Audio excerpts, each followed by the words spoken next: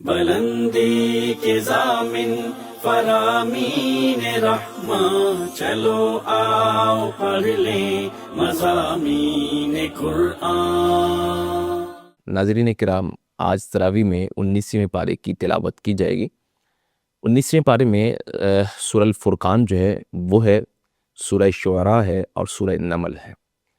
تو سورہ فرقان میں اللہ تعالیٰ نے بنیادی طور پر ابتدا میں اپنی ذات کا تعارف پیش کیا ہے۔ اللہ فرماتے ہیں تبارک الذی نزل الفرقان علی عبدہ لیکون للعالمین نذیرا۔ بابرکت ذات ہے اللہ کی جس نے اپنے بندے پہ فرقان نازل فرمایا۔ یہاں فرقان قرآن مجید فرقان حمید کا نام ہے، اور یہ فرقان جو ہے یہ حق اور باطل میں فرق کرنے والی ہے، اور فرقان کا ایک اور مطلب غلبہ بھی ہے عربی زبان میں۔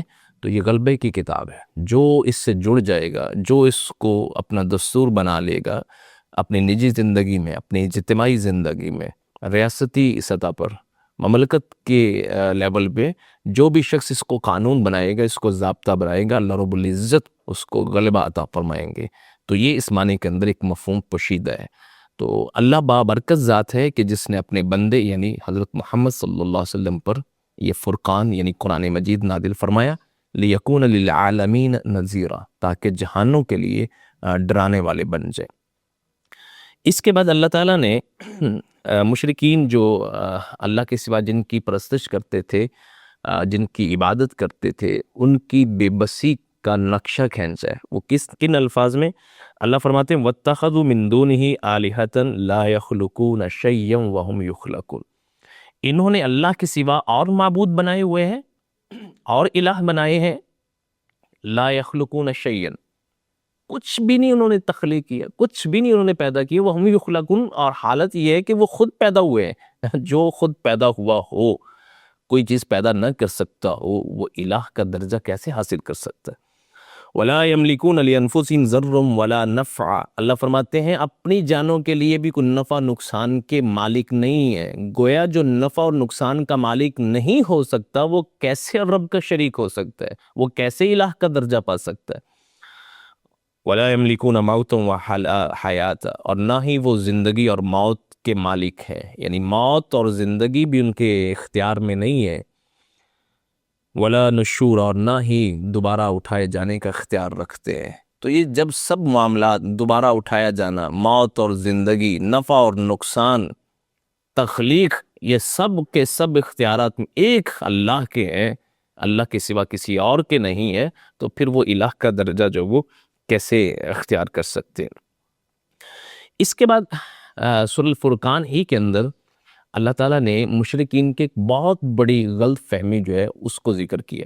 وہ رسول اللہ صلی اللہ علیہ وسلم کی رسالت کو نہیں مانتے تھے، نہیں تسلیم کر رہے تھے۔ وہ سمجھتے تھے کہ ایک رسول، وہ کیسا رسول ہے جو کھانا بھی کھاتا ہے، بازاروں میں چلتا بھی ہے، اور اس پر کوئی فرشتہ نہیں ہے، یعنی اس طرح کی جو ہے نا وہ بے سروپا باتیں۔ تو اس کا اللہ رب العزت نے یہاں رد فرمایا ہے۔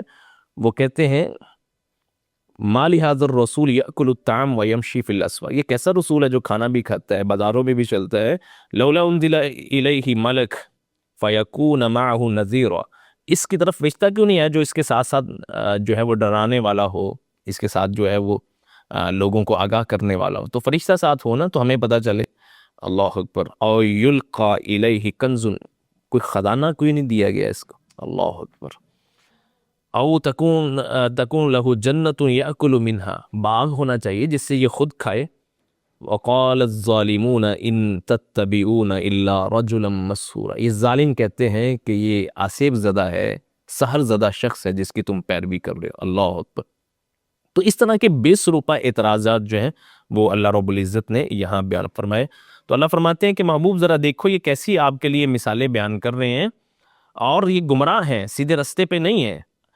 اللہ کی ذات بابرکت ہے، اگر وہ چاہے تو اس سے بہتر باغات جو ہیں وہ آپ کو عطا فرما دے۔ اللہ کے لیے یہ کوئی مشکل نہیں ہے کہ اللہ رب العزت یہ عطا کرنے پہ آپ کو قادر نہیں ہے، اور آپ کو محلات جو ہے وہ عطا فرما دے۔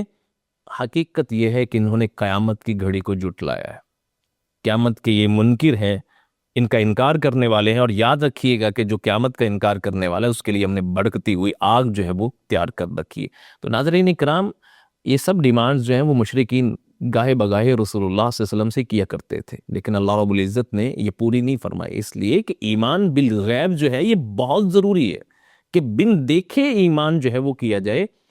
تو یہ متقین کی، اہل ایمان کے بنیادی اوصاف میں سے ایک وصف ہے کہ وہ ایمان بالغیب رکھتے۔ بہرحال یہ چیزیں اللہ رب العزت نے یہاں بیان فرمائی، اور اس کے بعد اللہ نے ایک بہت بڑی حقیقت یہاں بیان فرمائی ہے کہ قیامت کے دن ظالم جنہوں نے رسول خدا صلی اللہ علیہ وسلم کا ساتھ نہیں دیا، آپ کی راہ اختیار نہیں کی، آپ کے احکامات پر عمل نہیں کیا، وہ اپنے قیامت کے دن ہاتھ کاٹیں گے افسوس اور حسرت میں، اور کہیں گے ہائے کاش ہم نے فلاں کو اپنا دلی دوست نہ بنایا ہوتا کہ جس نے ہمیں راہ خدا سے، سیدھے رستے سے گمراہ کر دیے۔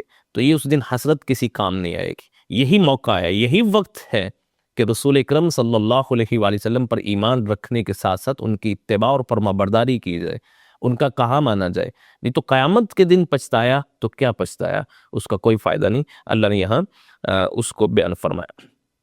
اور اس کے علاوہ سورہ الفرقان میں رسول مکرم صلی اللہ علیہ وسلم کے بارے میں اللہ نے ارشاد فرمایا کہ آپ رب کی بارگاہ میں ایک دعویٰ دائر کریں گے، ایک شکایت لگائیں گے۔ وقال الرسول یا رب ان قوم اتخذوا هذا القرآن مہجورا، اے اللہ میری قوم نے اس قرآن کو چھوڑا ہوا اب سمجھ دیا، پس پشت ڈال دیا، چھوڑ دیا قرآن مجید کو۔ یہ شکایت رسول خدا صلی اللہ علیہ وسلم قیامت کے دن ان لوگوں کے متعلق لگائیں گے کہ جنہوں نے اپنی نجی زندگی سے، اپنی اجتماعی زندگی سے، اپنی زندگی کے تمام معاملات میں سے، وہ عدالت کا نظام ہو، وہ ریاست کا نظام ہو، وہ معاشرت کا نظام ہو، معاشرت کا نظام ہو، زندگی کا کوئی پہلو ہو، جنہوں نے قرآن کو بحیثیت دستور کے، بحیثیت نظام کے اپنی زندگیوں سے نکال دیا ہے، قیامت کے دن ایسے لوگوں کے بارے میں رسول خدا رب کی بارگاہ میں شکایت کریں گے۔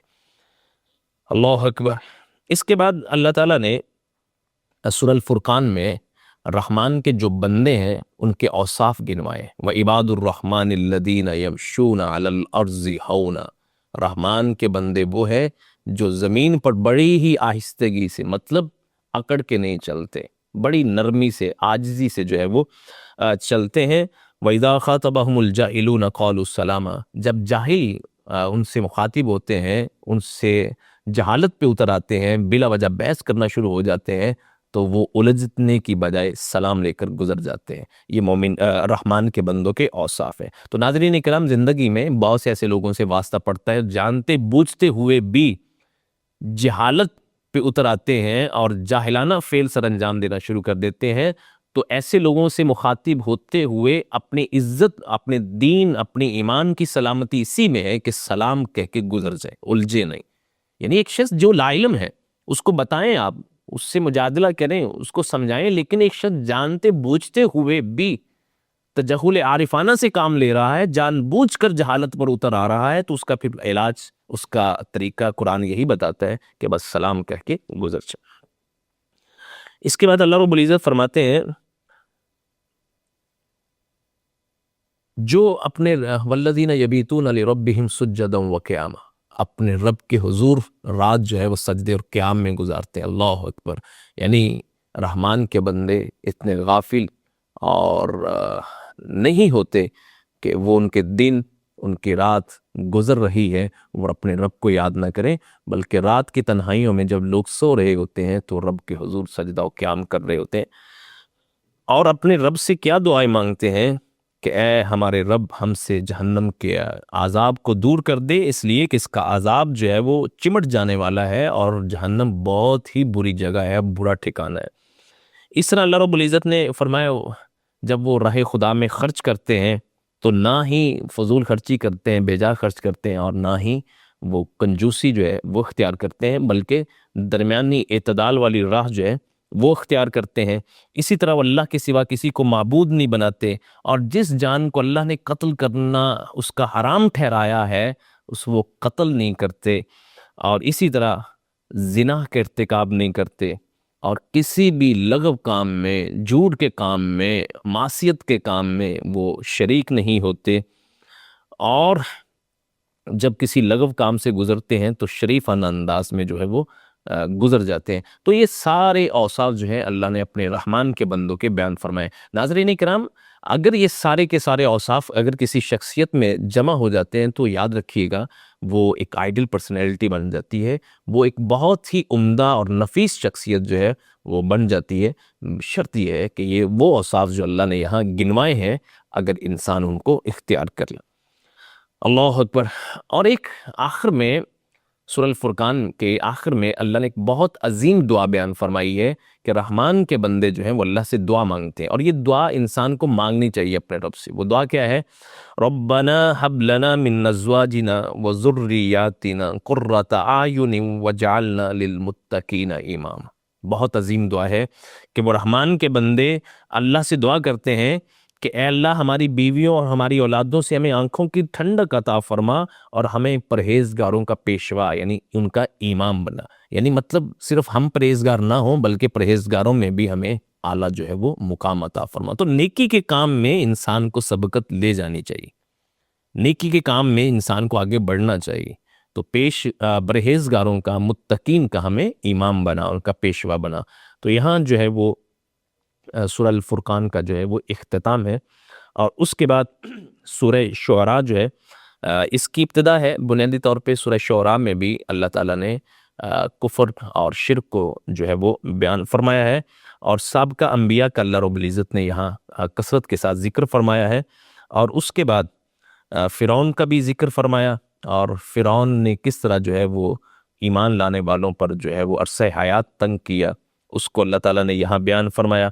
اور اس کے بعد ابراہیم علیہ السلام اور ابراہیم علیہ السلام کا اپنی قوم کے ساتھ جو ایک مجادلہ ہے اور معبودان باطلہ کے خلاف ان کا جو جہاد ہے، ان کی جو جد و جہد ہے، اس کو اللہ رب العزت نے بڑے احسن انداز میں بیان فرمانے کے بعد قرآن مجید فرقان حمید کی شان، اس کا مقام اور اس کا شرف بیان کرتے ہوئے جو ذہنوں میں اشکال تھا کہ شاید کوئی جن آتا ہے یا کوئی پڑھا جاتا ہے سبق رسول اللہ صلی اللہ علیہ وسلم کو، یہ اشکال دور کیا۔ اللہ فرماتے ہیں وَإِنَّهُ لَتَنزِيلُ رَبِّ الْعَالَمِينَ، یہ جہانوں کے رب کا نازل شدہ ہے، اس کی طرف سے نازل کردہ ہے۔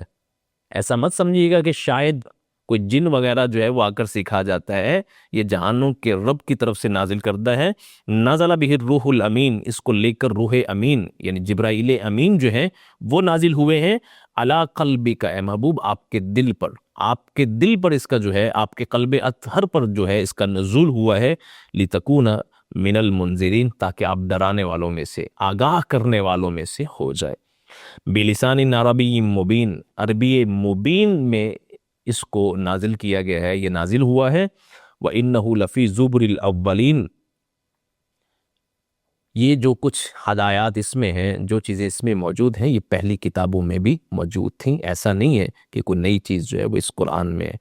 تو یہاں جو ہے اللہ تعالیٰ نے یہ بیان فرمایا قرآن مجید کے بارے میں، اور اس کے بعد سورہ شعراء کے ہی اندر، چونکہ یہ مکی صورت ہے، اس میں اللہ تعالیٰ نے رسول اللہ صلی اللہ علیہ وسلم کو دعوت دینے کا حکم دیا، لوگوں کو آگاہ کرنے کا، ان کے انجام بد سے آگاہ کرنے کا حکم دیا۔ فرمایا وَأَنذِرْ عَشِيرَتَكَ الْأَقْرَبِينَ، جو آپ کے قریبی رشتہ دار ہیں ان کو آگاہ کیجیے۔ تو اس آیت کے نزول کے بعد رسول اللہ صلی اللہ علیہ وسلم نے بنو ہاشم کو، بنی مطلب کو اپنے گھر میں 2 دفعہ جمع کیا، اور ان کے سامنے جو ہے وہ اپنی دعوت کو رکھا، اپنی رسالت کو پیش کیا، اللہ کی توحید کو پیش کیا، اور آپ ہی کے خاندان میں آپ کا سگا چچا ابو لہب جو ہے کس طرح اس نے آپ کی مخالفت کی، وہ بھی سامنے۔ تو اس کے بعد سورہ نمل جو ہے یہ شروع ہوتی ہے۔ نمل عربی زبان میں چونٹی کو بولتے ہیں، تو چونکہ یہاں ایک چونٹی کا قصہ اللہ رب العزت نے بیان فرمایا ہے، تو اس لحاظ سے اس سورت کا نام سورہ نمل ہے۔ سورہ نمل میں اللہ تعالیٰ نے سیدنا داود علیہ السلام اور سیدنا سلیمان علیہ السلام ان کا تذکرہ فرمایا ہے۔ یاد رکھیے گا کہ داود علیہ السلام ایک سپاہی کی حیثیت میں جو ہے طالوت کے لشکر میں شامل ہوتے ہیں اور جالوت کو قتل کرتے ہیں، اور جو ہے وہ سپہ سالار بنتے ہیں، اور بالآخر اللہ رب العزت ان کو حکومت عطا فرماتے ہیں۔ اور ان کے بیٹے حضرت سلیمان جو حضرت داؤد کے وارث بنتے ہیں، اللہ رب العزت نے ان کو بہت بڑی سلطنت اور بہت بڑی حکومت سے نوازا، اس لحاظ سے ہوائیں ان کے لیے مسخر کر دی گئی، پرندوں کی بولیاں وہ جانتے تھے، تو جنوں پر اللہ رب العزت نے ان کو حکومت عطا فرمائی۔ تو سورہ نمل میں بنیادی طور پر اللہ رب العزت نے ان دو عظیم انبیاء کو جو ہے وہ تذکرہ فرمایا۔ اب یہ دیکھیے گا کہ اتنا مقام اور مرتبہ اللہ رب العزت نے اتنے اعلیٰ مناصب جو ہے وہ عطا فرمائے ہیں داؤد اور سلیمان علیہ السلام کو، لیکن وہ اپنے رب کو نہیں بھولے۔ وہ کیا کہتے ہیں؟ اللہ نے قرآن مجید فرقان حمید میں یہ بیان کر کے سمجھانے کی کوشش کی ہے کہ اگر اللہ کی طرف سے کوئی انعام ملے، اللہ کی طرف سے کوئی نعمت ملے، تو اس میں اللہ رب العزت کی ذات کو بھولنا نہیں چاہیے۔ مومن کبھی بھولتا نہیں اللہ کی ذات کا۔ اللہ فرماتے ہیں وَلَقَدْ آتَيْنَا دَاوُودَ وَسُلَيْمَانَ عِلْمًا، ہم نے داؤد اور سلیمان علیہ السلام کو علم کی دولت سے نوازا۔ وَقَالَ الْحَمْدُ لِلَّهِ الَّذِي فَضَّلَنَا عَلَى كَثِيرٍ مِّنْ عِبَادِهِ الْمُؤْمِنِينَ۔ اللہ اکبر۔ وہ دونوں کیا کہتے ہیں؟ تمام تعریفیں اللہ کے لیے ہیں کہ جس نے اپنے بہت سے مومن بندوں پر ہمیں فضیلت بخشی ہے۔ تو اگر اللہ رب العزت مقام، مرتبہ، حیثیت عطا فرمائے تو اس پر اللہ کا شکر ادا کرنا چاہیے۔ حضرت سلیمان اور حضرت داؤد کی سیرت ہمیں یہ پیغام دے رہی۔ ووارث سلیمان و داؤد، اور داؤد کے وارث جو ہیں وہ سلیمان بنے، اور کہا کہ اے لوگو، ہمیں پرندوں کی بولی سکھائی گئی ہے اور ہر چیز جو ہے وہ ہمیں عطا کر دی گئی ہے۔ ان ھذا لہو الفضل المبین، ایک بڑا واضح فضل ہے، کس کا؟ یعنی اللہ کا۔ تو اس میں اپنا کمال نہیں ہے، اس میں اپنی بڑائی جو ہے وہ بیان نہیں کی جا رہی، شیخی نہیں بکھیڑی جا رہی۔ بندہ مومن جو ہے وہ ہر حال میں اللہ کے سامنے سرنگوں ہوتا ہے، اللہ کی حمد کرتا ہے، اس کی تسبیح کرتا ہے۔ تو سلیمان علیہ السلام فرماتے ہیں کہ ہمیں پرندوں کی بولی سکھا دی گئی ہے، ہر چیز ہمیں عطا کر دی گئی ہے، یہ اللہ کا بہت بڑا فضل ہے۔ اسی کے بعد جو ہے اللہ تعالیٰ نے وہ پورا قصہ بیان فرمایا کہ کس طرح حضرت سلیمان اپنا لشکر لے کر جاتے ہیں، تو چونٹی اپنی چونٹیوں کی جماعت کو کہتی ہے کہ اپنے بلوں میں داخل ہو جاؤ، ہو نہ ہو کہ سلیمان لا علمی میں ہمیں روند کر گزر نہ جائے۔ اللہ اکبر۔ اللہ نے یہ اعجاز بخشا تھا کہ سلیمان علیہ السلام نے چونٹی کی وہ گفتگو سنی اور جو ہے وہ مسکرا دیے، فتبسم ضاحکا، مسکرا دیے اس بات پہ کہ چونٹی کیا بات کر رہی ہے، لیکن ساتھ ہی میں اپنے رب کا شکر ادا کیا۔ کن الفاظ کے ساتھ؟ اور یہ دعا ہر مومن کو، ہر مسلمان کو مانگنی چاہیے، یاد کرنی چاہیے، بڑی اہم دعا ہے۔ سلیمان علیہ السلام کیا دعا کرتے ہیں ایسے موقع پہ کہ جب چونٹی کی یہ گفتگو سنی اور زیر لب مسکرا دیے تو اللہ سے کیا دعا مانگی؟ کہتے ہیں رب اوزعنی ان اشکر نعمتک التی انعمت علی وعلی والدی وان اعمل صالحا ترضاہ۔ اے اللہ مجھے توفیق بخش کہ میں تیرا شکر ادا کر سکوں ان نعمتوں پر جو تو نے مجھ پر کی، میرے والدین پر نعمتیں کی، اور میں نیک اعمال کر سکوں جس سے تو راضی ہو سکے۔ وادخلنی برحمتک فی عبادک الصالحین، اور اپنی رحمت سے مجھے نیک بندوں میں شامل فرمانا۔ یہ بہت عظیم دعا ہے۔ اللہ کے عظیم پیغمبر بھی اللہ کے حضور یہ دعا کر رہے ہیں کہ مجھے صالحین میں شامل فرما لے۔ پیچھے سورہ یوسف میں جو حضرت یوسف کی دعا گزری ہے اس میں بھی یہی انہوں نے اپنے رب سے یہ کہا، اے فاطر السماوات والارض انت ولی فی الدنیا والآخرہ توفنی مسلما والحقنی بالصالحین۔ اے اللہ مجھے اسلام کی حالت میں فوت کرنا اور صالحین میں ان کے ساتھ مجھے ملا دے۔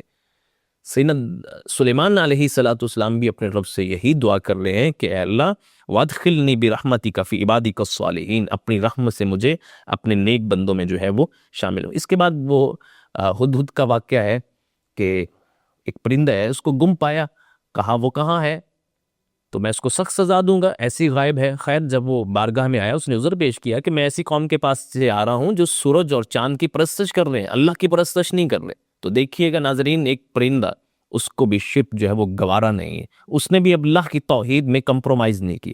تو خیر حضرت سلیمان علیہ السلام کو خبر دیتا ہے کہ وہاں جو ہے ایک خاتون ان کی حکمران ہے اور ایسی قوم جو ہے وہ سورج کو اور چاند کی اس کی پرستش کر رہے ہیں، اس کا ایک بہت بڑا تخت ہے اور بہت سا مال و دولت جو ہے اس سے اس کو نوازا گیا ہے، یہ سارا اس نے وہاں کا بیان کیا۔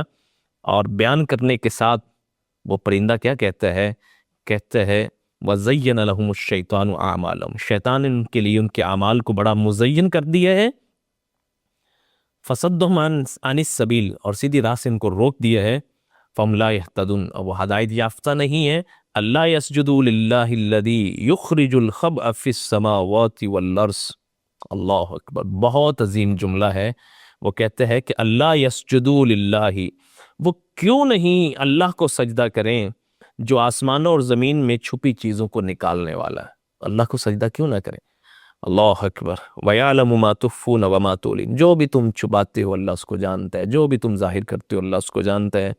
اللہ لا الہ الا ہوا رب العرش العظیم، اگرچہ بلقیس کا بہت بڑا تخت ہے لیکن عرش عظیم کا مالک جو ہے وہ اللہ ہے جس کے سوا کوئی معبود نہیں۔ خیر یہ سارا قصہ جو ہے وہ اللہ نے یہاں بیان فرمایا کہ کس طرح حضرت سلیمان نے خط لکھا اور ملکہ سبا کو، اور اس نے اپنے درباریوں کو جمع کر کے مشورہ کیا اور بالآخر جو ہے وہ مسلمان ہو کر ایمان قبول کر کے حضرت سلیمان کے پاس جو ہے وہ تشریف لے آئی۔ تو یہ سارا قصہ جو ہے وہ اللہ رب العزت نے یہاں بیان فرمایا۔ تو اس طرح ناظرین کرام جو ہے وہ 19ویں پارے کا جو ہے وہ اختتام ہوتا ہے، اور کل انشاءاللہ جو ہے وہ 20ویں پارے کے جتنے اہم مضامین ہیں وہ آپ کی خدمت میں پیش کیے جائیں گے۔